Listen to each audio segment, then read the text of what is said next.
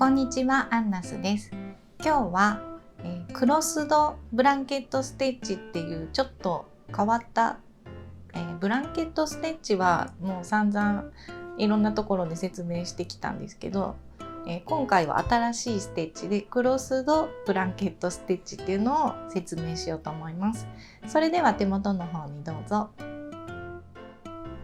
はい、では、クロスドブランケットステッチをやっていこうと思います。これですね、今ちょうどYouTube ライブでこれを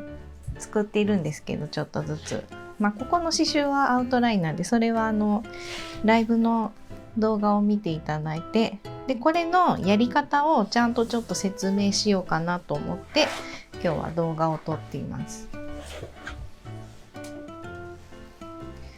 刺繍枠は使わないです。使ってもいいんですけど、もう6本取りでザクザク刺していきます。だいたいブランケットステッチってあんまり使わないですね。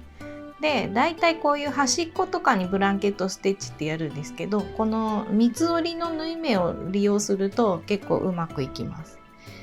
まずこれ玉留めで始めるんですけど、玉留めができるだけこの隠れるようにしたいので、こ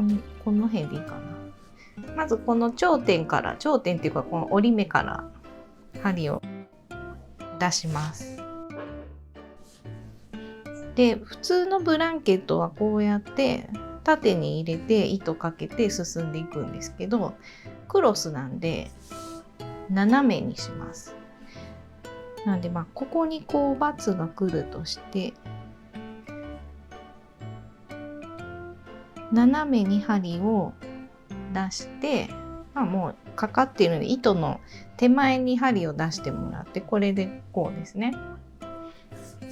でこのちょうど最後に刺した、糸の場所、ここのちょうど真下に針を刺して、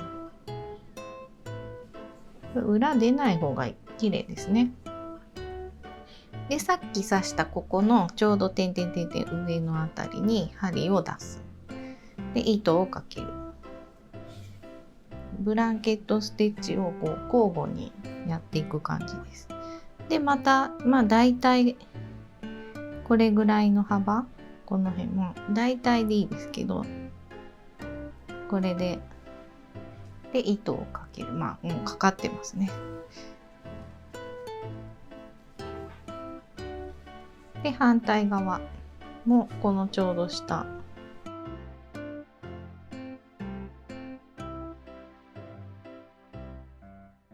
で糸をかける。バツバツがいっぱいできましたね。で、これは結構ぎゅうぎゅうに詰めてるんですけど、私のさっきの見せたのはちょっと間開けてるんです。あんま綺麗じゃないですね。できるだけ幅は多少広がったり閉じてたりしてもいいんですけど、この高さがね揃ってないと、ここすごい短いのにこっち長いですね。できるだけここみたいに高さを揃える。この高さ、幅はいろいろあっていいです。で、そのバツバツをちょっと広げてやると可愛いかもしれない。こういうつめつめのバツも可愛いんですけど、こうやってこのちょうど下の点々点のここに刺して、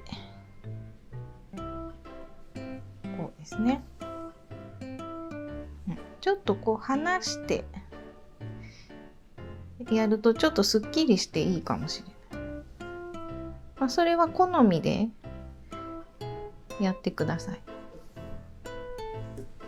こんな感じですね。で、終わらせる時はブランケットステッチと一緒で、ここの、外側に針を刺します。で、できれば玉留めがこう見えないところに行きたいので、ここはこれでいい感じなんですけど、ここで玉留めして、でこれ三つ編りとかあったらちょっとこれ隠すのうまくできなかったんですけど、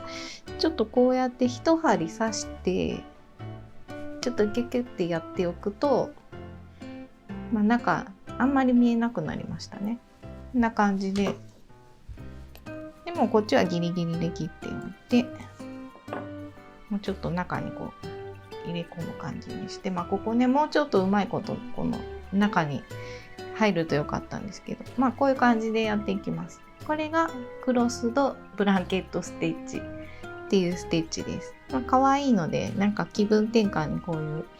ちょっと端っこにやってみるっていうのもいいと思います。以上です。いかがでしたか？チャンネル登録といいねボタンをよろしくお願いします。それではさようなら。